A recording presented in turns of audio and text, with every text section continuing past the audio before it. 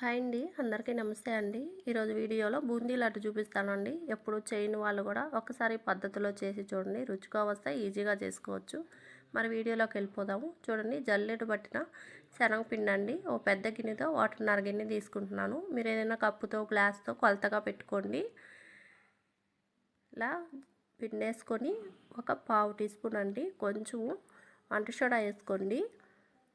నీళ్ళు పోసుకొని మరి పలుచగా కాకుండా మరి గట్టిగా కాకుండా కొంచెం మీడియంగా ఉండే విధంగా పిండిలో ఉండలు ఎక్కడా లేకుండా ఇలా కలిపి పక్కన పెట్టుకోండి. డీప్ ఫ్రైకి ఆయిల్ పెట్టుకొని ఆయిల్ వేడయ్యాక మీడియం ఫ్లేమ్ పెట్టుకొని ఇలా బూందీ గరిటె ఉంటుందండి, గరిటెలో పిండి వేసుకొని ఇలా బూందీ తయారు చేసుకోవాలి.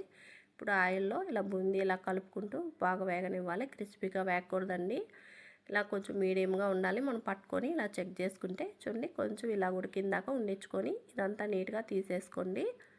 పిండి అంతా కానీ ఇదే విధంగా చేసుకొని బూందీలు ఎక్కడన్నా ఉండలు ఉన్నా కానీ చేతితో నీట్గా నలిపేసుకోండి. ఇప్పుడు పెద్ద మిక్సీ జార్ తీసుకొని దీనిపై కల్లా ఇలాగా బూందీ అంతా వేసుకొని ఒకసారి బరకగా మిక్సీ పట్టుకొని పక్కన పెట్టుకోండి.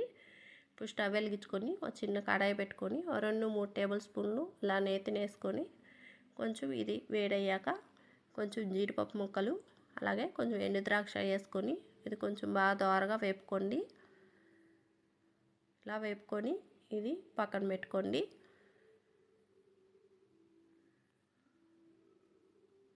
చూడండి బాగా ఎర్రగా ఇలా వేగిందాక వేపుకోండి. పాకం తయారు చేసుకుందామండి.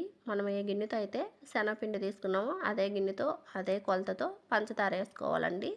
అదే గిన్నెతో ఒక గిన్నె నిండా నీళ్ళు కానీ పోసుకొని ఇప్పుడు స్టవ్ వెలిగించుకొని పెద్ద మంట మీద ఈ గిన్నె పెట్టుకొని ఇలా కలుపుకుంటూ పంచదార పూర్తిగా కరిగిపోయేదాకా కలుపుకుంటూ ఉండండి. పంచదార కరిగిపోయింది కదా, ఇప్పుడు ఒక 10 యాలకులు పొడి చేసి వేసుకోండి. అలాగే కొంచెం పచ్చకర్పూరం అండి, ఇది వేసుకోవటం వల్ల లడ్డు కూడా మంచి వాసన బాగుంటుందండి. ఇలా కలుపుకుంటూ ఉంటే ఇలా బాగా నురుగొస్తుంది కదా, అప్పుడు మీరు పాకం చెక్ చేసుకోవాలండి. చూడండి కొంచెం లైట్ తీగి పాకం వస్తుంది కదా, ఇప్పుడు స్టవ్ ఆఫ్ చేసి పాకాన్ని కింద పెట్టుకొని ఇలాగ బూందీ అంతా వేసుకొని ఇదంతా బాగా పాకంలో కలిసే విధంగా ఇలాగ తెడ్డుతో బాగా కలిపేసుకోండి. ఇప్పుడు ముందుగా మిక్సీ పట్టుకున్న ఈ బూందీ రవ్వ అంతా కానీ వేసేసుకోవాలి. ఇలా వేసుకొని ఇది కానీ బాగా కలిసే విధంగా ఇలా బాగా కలిపేసుకోండి.